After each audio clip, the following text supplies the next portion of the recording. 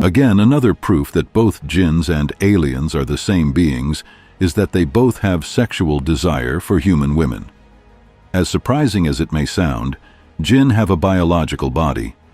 Although the details of this biological body issue are disputed by the relevant scholars, we have determined that such a possibility is higher as a result of our research. And again, surprising as it may sound, jinns with biological bodies want to have sexual intimacy with human women. There are many evidences of this phenomenon all over the world. In documentaries about abduction, especially the abduction of women is emphasized. The reason why aliens abduct women the most, and why jinns haunt women the most, is because they are both the same. Will you then take him and his progeny as your guardians rather than me, although they are your open enemies? From this verse in the Quran, it is clearly explained that jinns can also marry and have children. In both gardens will be maidens of modest gaze, who no human or jinn has ever touched before. In this Quranic verse, the Arabic word tams is used, which means to bleed, that is, to break celibacy. So in this verse, it is clearly explained that jinn can have sexual intercourse with human women.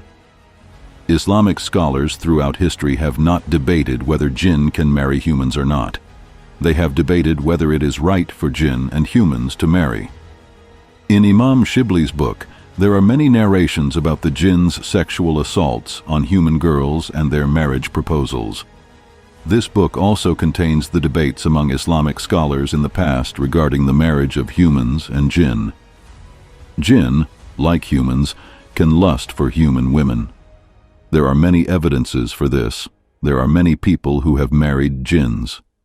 Even today, it is said that in the eastern and southeastern regions of Turkey, snakes abduct young girls by casting spells and take them to underground caves.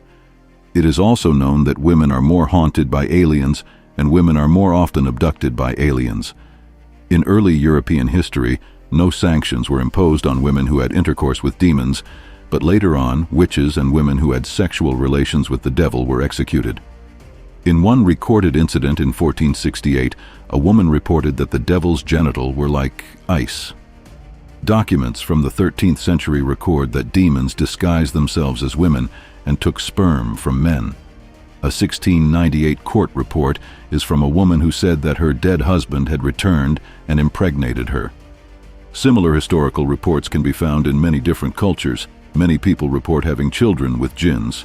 Similarly, alien abductees have also reported getting pregnant by aliens and having alien spouses. Many abduction cases include a face-to-face encounter with greys. Other witnesses came forward with similar stories. In order for jinns to haunt women or have any influence over them, the woman must have a magnetic deficiency for some reason. Only in this way can the jinns haunt, by using the magnetic deficit. In order to create a magnetic deficit, one must cast a spell or commit great sins to create a magnetic deficit in the chakras. This is because the negative brain chemicals that occur when committing great sins also create magnetic openings.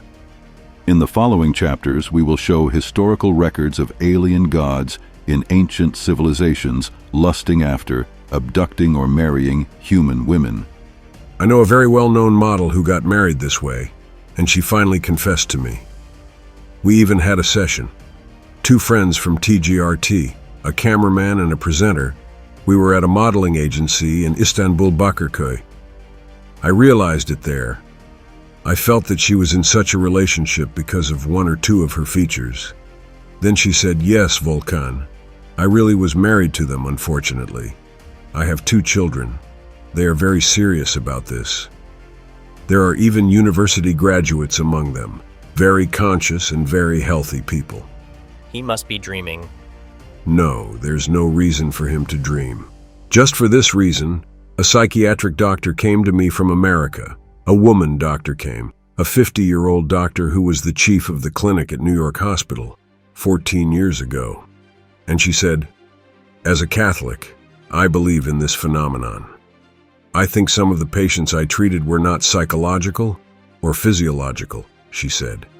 She's patients were like this because they were haunted by these entities.